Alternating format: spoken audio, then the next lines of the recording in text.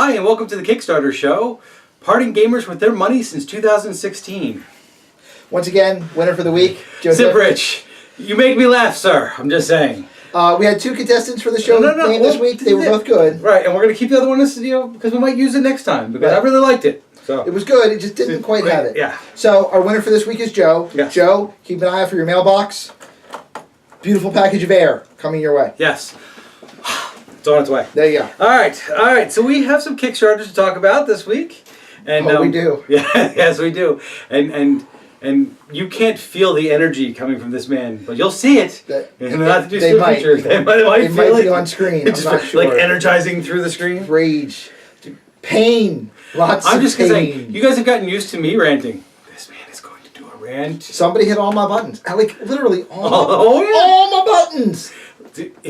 If you'll notice, we have two devices. It's because he has his own notes for his rant. I wanted to make sure I didn't miss any points. Oh yeah.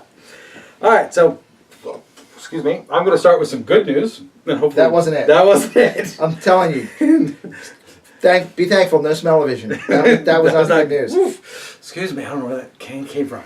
However, depths of hell, apparently. Apparently, Parallax funded. Woot! But they are funded at 100 and currently at 104%. Right. They have 9 days left, and we're going to up the ante a bit because Parallax reached out to us, and we're going to do a contest. So, for every person who backs at $50 or more, yes. Okay, if you leave a comment in the video below, down there, and say the name that you backed with, we will verify your backing, and you'll be entered for a warband. Yes, 28mm warband. Toki Gamer Chick's eyes just exploded. She's like, "Wait, I'm backed. I can get free stuff." Yep. Yeah. And again, this is because this is going to be a great game. Mm-hmm. A lot of opportunity here. Absolutely. Some really talented people working on it. It's getting really good reviews so far, and this is one that we want to see grow. Absolutely. So, we had an opportunity. We're going to take it. You guys profit from it. It's all good. Yep. Absolutely. So I think it was great. Yep. All right, we're going to stay on the topic of good news. Good news. Right? I like good news. Good news is good. Super Chibi. Midnight Hero, Super Chibi Clash, or well, not the Clash, but the models themselves. Yep. Funded. Yes. Successfully. This morning. Whew. Whew. And by the skin of its teeth, we got the second stretch goal unlocked. Yes. So we are getting 4 models. 4 models for $30. 40 models for $30. That's not bad. And they're awesome looking models. Mm-hmm. For those of you who backed, you will have seen, you may not have seen, but there is an update with a video about what's coming forward. Yep. With a lot of thanks from Nataku. Very, very heartfelt. Yes. Thanks. Go watch it. It is worth going to watch. And if you didn't get on this, well, what's your problem? We've been talking about it for 3 months. Yeah. But no, seriously, it's something that's coming, and there'll be a game to come with it. And we're very excited. And there was a passion from the people who backed it. And also, great job. Some super fans made sure that this one got to the extra stretch goal. Mm-hmm. Also, kind of dropping a little bit of a teaser here. Uh-oh. Teasers. Because Nataku had been talking to me about ways to try to reward his backers with their next project. Uh-oh. So, no surprise, there's going to be another game coming out later this year, which is the actual Super Chibi Clash game. Okay. Again, I'm not going to talk out of turn too much, but don't be surprised that if you backed this one, there's something for you'll be very happy when the next one comes out. I'm excited. Yep. I'm excited because I don't know what he's talking about. Nope. But there's a part of me that's hoping it's another exclusive model because I love exclusive models. I'm just going to say, there's 100-some people that backed this one. Yep. That will be very happy next time. I'm very excited. So. Okay. Community building. That's what it's about. Yep, absolutely. So, if you're part of the community that backed this, yay! Good to have you. And congratulations to Nataku. Yes. Okay. All right. There is also a Kickstarter that I want to talk about for Terrain, not yours. Okay. Yours. So we get to stay happy. We get to stay happy. There's this really cool Terrain Kickstarter out there called The Awakening. Oh, yeah. And we actually want to apologize for not getting to this one earlier. I've had people sending me this link asking us to talk about it for 3 weeks. It's literally just been, you see our shows are pretty much packed. We go bang, bang, bang. and it just didn't fit with the deadlines for some of the other Kickstarters that we needed to cover. Exactly. But we made sure it's in this. It wasn't because we don't think this one's a good one. one. Oh, no. In fact, I've been backing it since the day it went up. Yeah. Like, so I believe in this Kickstarter. I really like it. When I stumbled across it, I was like, oh my, these are gorgeous. All right, so it is basically a group of painters, miniature painters, who have developed their own terrain line to be... Did we give the name of the Kickstarter? Awakening. Awakening. Okay. Awakening, the terrain, yes, I'm sorry. If I didn't say it, I thought I did. But I think I might have interrupted you. Got you. I don't remember because I'm already interrupted. Go figure. But basically, they have 3 different sets of terrain, and actually, in stretch goals, they're working on a 4th already, where they have like a. I'm going to end with the one you like the most. Okay. They have one that's like an alien tech world. They have one that is like dark and demonic and like portal-like. Great looking stuff. And they have one that's based around Tesla technology. And I know you love yourself some Tesla technology. I love my Tesla. They're gorgeous pieces. I mean, they've got portals, they've got little like objective, they've got markers for everything. Like, it's literally everything designed to make your table look like it belongs together. Right. Which is really cool, and it's not huge pieces of terrain. It's all pieces of terrain that you can add around your already stuff to tie a theme together. And the thing I love most about it is you want to talk about universal terrain. This is universal terrain. Yeah. Works for any game that requires counters or markers or scatter terrain. Yeah. Like, there's just so much to this, and it's just, you can tell it was designed by people who like to paint miniatures, because you look at these models and you go, there's so much you can do with the paint on these. And then, of course, you have these professional painters who painted up their samples, and you get these brilliant pieces of terrain to look at. And they have pledge levels where you can buy painted from them, too. If you're one of the people who, like me, who looks at that and goes, I don't know that I can do that, and I like the way it looks. I'm not sure that I would paint that I'm going to go that route myself, but it's available for you to get beautifully painted terrain if you wanted it too. Absolutely. If you don't paint well, or you have a store and you just need stuff on the table and you'd rather throw money at it than time. Yep, absolutely. If you're a club that doesn't have a terrain specialist and would rather throw money at it than time. Yep, absolutely. So there's a lot there. I definitely highly recommend you go look at it. It still has, I think, like 13 days as of filming today. Yep. So time to get in on there, and yes, go look at that.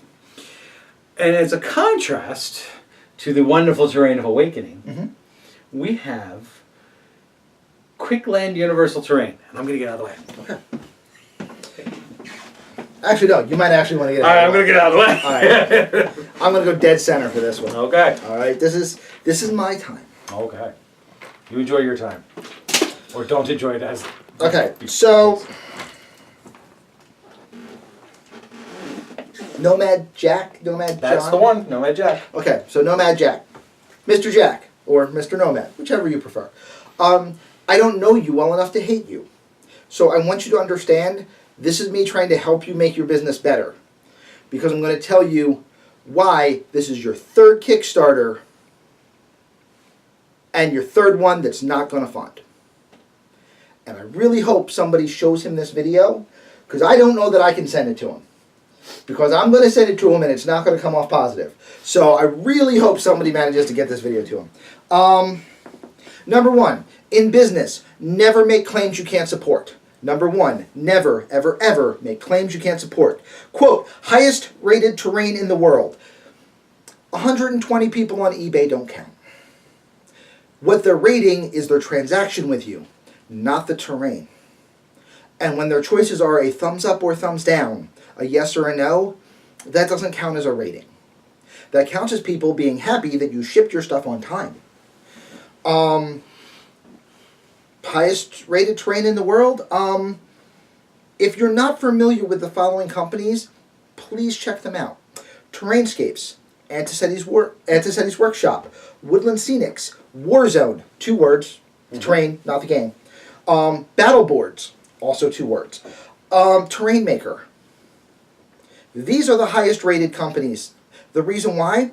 They have more than 120 people that have liked their product.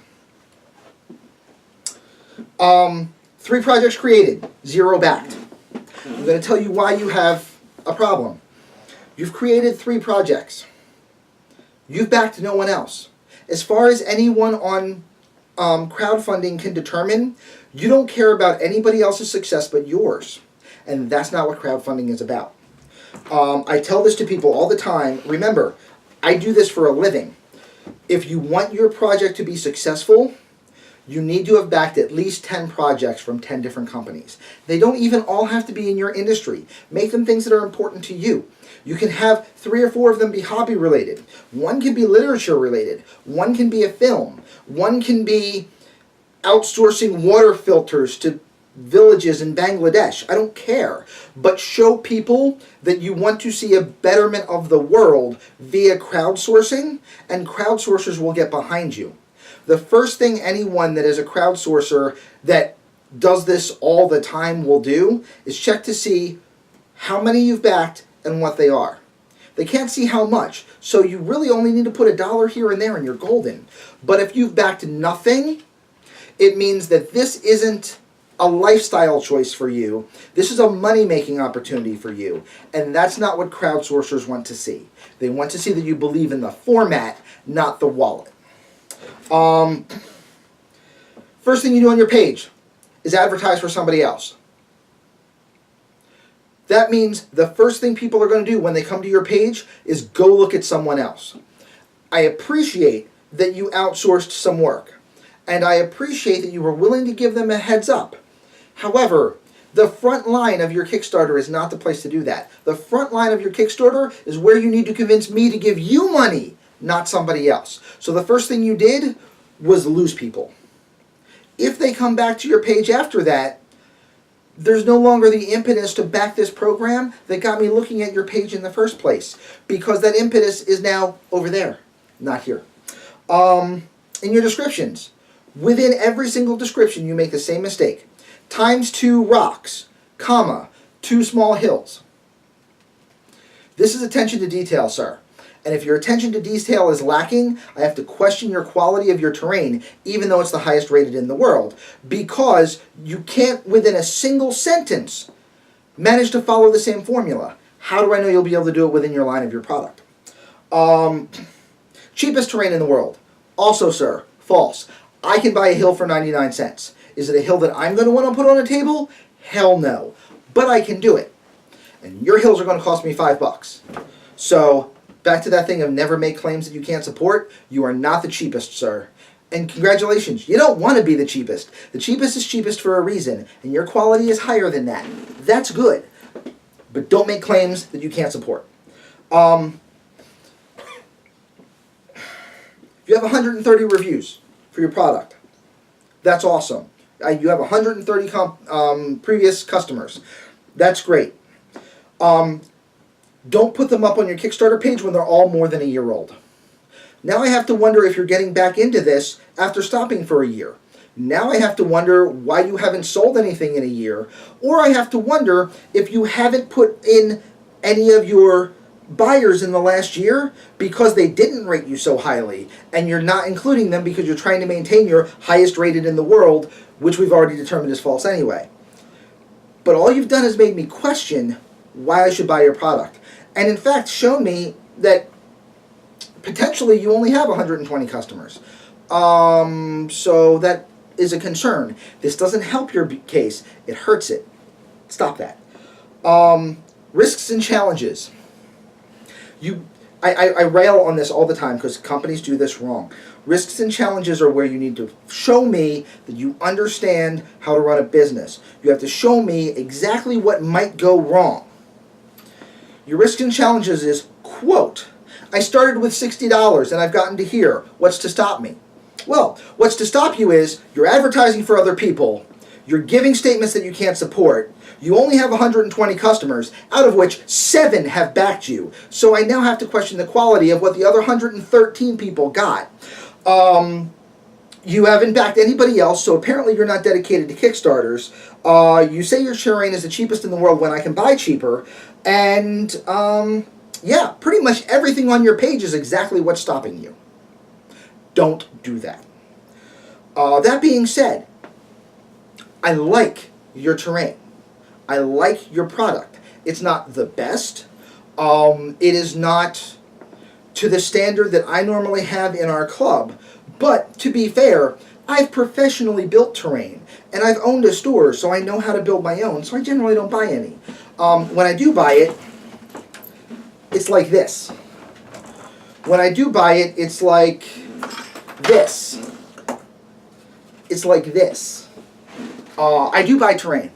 I buy both finished and unfinished terrain when it's something that I think is spectacular. In fact, the companies that I've listed are companies I've bought from. Things that I've just picked up are things that we've made ourselves or that are from other companies that I haven't mentioned. You want to go and check them out too. There's a lot of good companies on the market, and apparently you don't know that, which makes me question your success level of your business. That being said, your terrain is good. I like it. I want to see you succeed. You have an awesome slogan, which you bring up nowhere except showing on the bottom of one of your terrain pieces. Instant terrain, just add table. That, sir, is brilliant. That's a marketing line. That should be plastered everywhere. If it's not on your business card, please fix that. Have it in your Kickstarter video. Have it as the top line in your Kickstarter campaign instead of advertising for somebody else. Because if I come to a page and then see something like that, I go, that's witty, that's creative. This guy has something interesting going on. Now I'm more likely to buy into it. You have a product that you can market. You're marketing it very poorly. You've had 3 Kickstarter pages go up within a month, all for the same product. If you had planned your business out, you would have 1, and it would have more than 7 backers. I hope that Mr. Nomad sees this, and I hope that you take some notes. And if you want to contact me, I am more than happy to give you a lot more critical discourse on this and to help you build your business. But this right here is a bad showing. And it's a bad showing that makes you look bad. It's a bad showing that makes wargaming Kickstarters look bad. And it's a bad showing that makes crowdsourcing look pedantic. And that's bad for everyone else's business, not just yours. So anybody else, please take these decisions to heart. I'm going to stop ranting because I think I hit my 4 minutes. And I'm going to let you come back on here. And we're going to try and be happy now. Okay. I'm just going to wrap that really quickly and say, we do this because we do want people to learn to do better. And we want to see companies succeed. Yes. So all good products and good Kickstarters make everyone more money, not less. Build the hobby, build the community.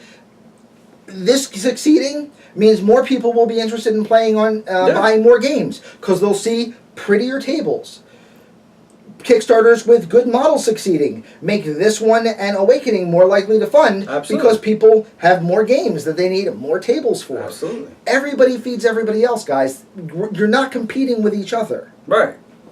No. I mean, how many different companies have we bought terrain from that we didn't build ourselves because that fit what we were trying to build to work together? Yeah. No, absolutely. All right, so on to another Kickstarter that we're excited for. Okay. You good? I think I got that mostly out of my system. All right, cool. I want to fake it for the rest. Okay, cool. But I want to talk about Lord Huntley, and you like Lord Huntley. I do like Lord Huntley. All right. So Lord Huntley launched a Kickstarter for 10 days, and the man funded in under a day. Yep. Good for him, by the way. Yay, we're very excited.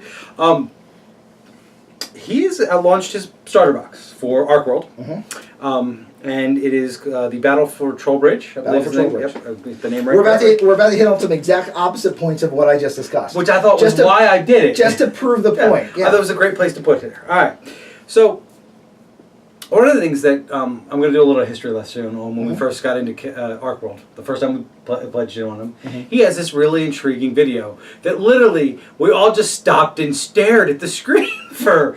We backed the game entirely because of the video. Right, because we literally said, I want to play games with that guy. Yeah. So let me play the game that guy's building. It's literally what it came down to. And it does exactly what you said with that slogan from the other one, is that it grabbed us. It immediately made us go, this guy's got something unique going on here. Mm-hmm. To the point where he even needed to address it in this Kickstarter's video. Which was brilliant, by the way. Yes. You know, Bald Peen Mason, I think, is coming next. I think that was what was asked for. However... one of the great things about this particular starter is, to bring it back to the Kickstarter we're talking about in the moment, it's a starter box that actually is for more than just 2 people. Yep. I literally, I saw that and went, flipping brilliant! Like, literally, you can literally buy a starter box and bring it to your club and be like, look, we can all play! Yep. 4 players. 4 players, straight out of the box. Alright, so it's a 2 to 4 players, literally, because the factions can be built to work together or separately. They're all new sculpts for Hoblings, Albionicans, I never get that right, I apologize. The Bay Orcs, and a Troll. And a Troll. Old Grog. Drinking Baileys from the queue. Gorgeous Troll, by the way. It's already funded. Joking Gamer's chick's laughing because she got the joke. That's actually where his name comes from. It's actually supposed to be an Old Greg troll named Old Grog. Well, there you go. He was all like, I'm sure I'll have to explain this joke to you because you're a colonial. And I'm like, I know my comedy, sir. I didn't get it. You don't get it. You're a colonial. I'm a colonial.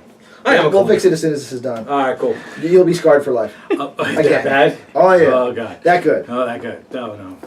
I don't trust you when you say things like that. That good. Ask her. I don't trust her either. I don't trust either one of you people. Anywho, it is funded. It has 2 stretch goals already unlocked.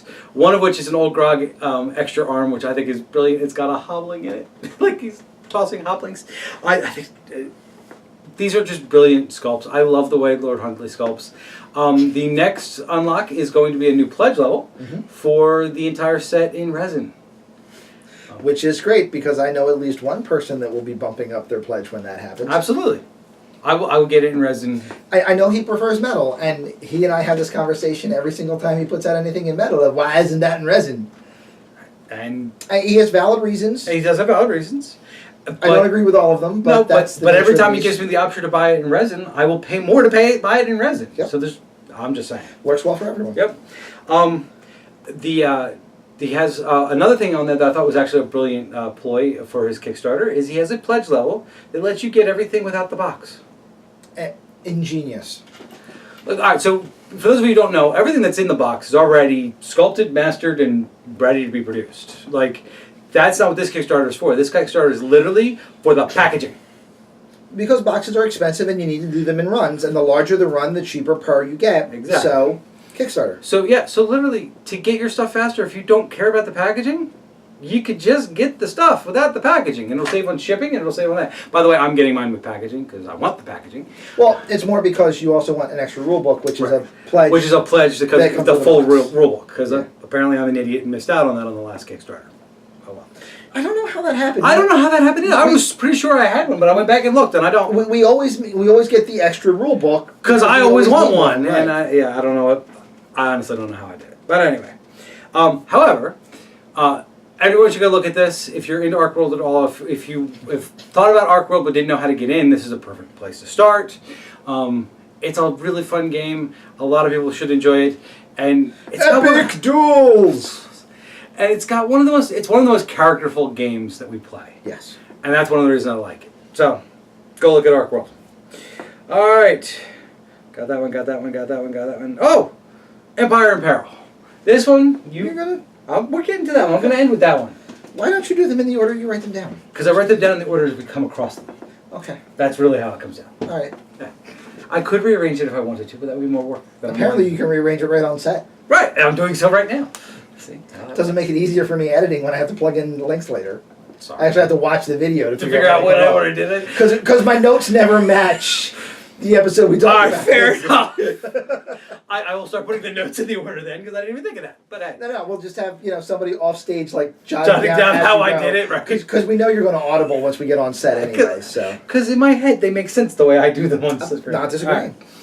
Empire in Peril is a Kickstarter for Great World era models, which you might say, well, what's so unique about that? And what makes this one particularly unique is it's 28mm. And nobody's doing 28mm rate work. No. I literally just had a conversation on Facebook the other day of somebody who was posting on one of the other projects that I'm working with, and they were like, well, that's nice, I like that, but I wish somebody was doing 28mm rate work. Yeah. Here you go. There it is. Like, right there it is. Yeah. There's 3 or 4 people doing it, but there's only 3 or 4 people doing it. Right. So. And looking at their stuff, it looks like good quality stuff. I'm definitely excited to see it. And the American, British, and German. That's what they're launching. Correct. Okay. Infantry. They have plans for more. Yeah. But yes. But so that's what the Kickstarter's about. And you know, if they get into stretch goals, maybe we'll see some other things show up, which would be interesting and cool. I kind of want to see some Great War era like artillery. That'd be fun. Yeah. Yeah. It'd be so different from everything else we see in that scale. Yes, exactly. I agree. I'm looking forward to seeing that. All right.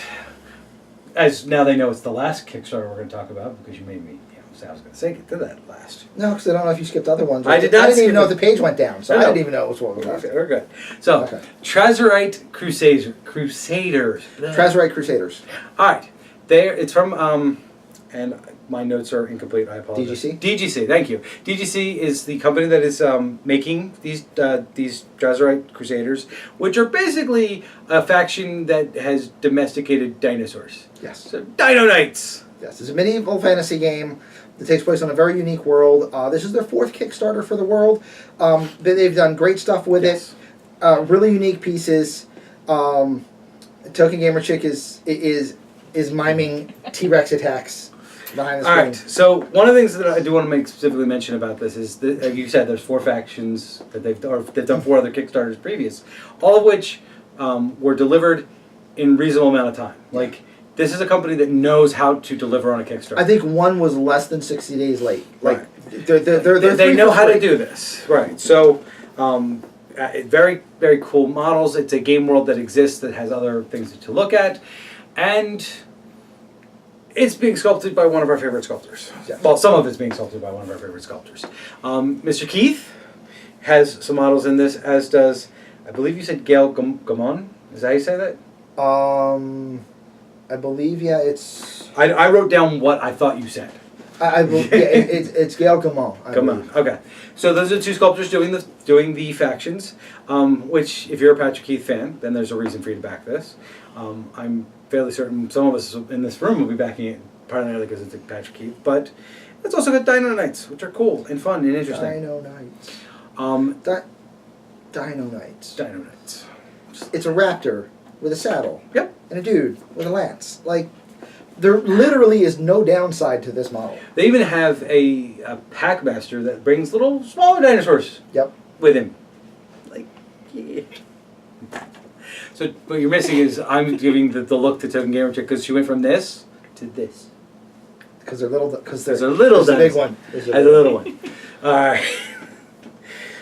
This is our serious show. This is our serious show. But yeah, the Packmaster. It's like a prehistoric Kodo and Podo. It's awesome. It does, and I gotta say, the Packmaster. One of the things I did like about the line a little bit in the artwork is I could see where things were being pulled from. Like the Packmaster looks like the Beastmaster from the Beastmaster movies. Yeah. Which I was like, that's cool. Like I get where you're coming from with that guy. So I thought that was kind of cool. So I think that this one's worth looking at. I'm probably gonna back it. Even if you don't play the game, even if you haven't backed the rest of them, this is a good entry point because it's a brand new faction. Absolutely. This game is most definitively a war game. Oh yeah. They have, I think this is their 6th existing faction, and they have 15 planned. Yeah. So this is a game that's got legs and going to keep going, and they make it bigger and more exciting as they go. Absolutely. All right.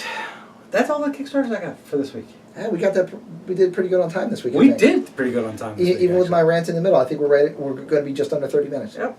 All right. So, if you liked the Kickstarter show, please like, subscribe, tell your friends. You know, if you know Mr. Nomad, please, in the correct light, tell him that we have a video that's got a lot of good criticism to help him with his video. I ain't trying to hurt you, bro. I'm just trying to make you better. And because you need to get better if you want to be in this industry. And if he wants to reach out, we're serious about reach out. Yeah, please. We'll have conversations with you. I mean, we kid you not. There are Kickstarters that we've talked about that successfully funded that we helped influence what they were doing to make it more successful. Yeah. Including people who failed their first time around. True, actually. Yep.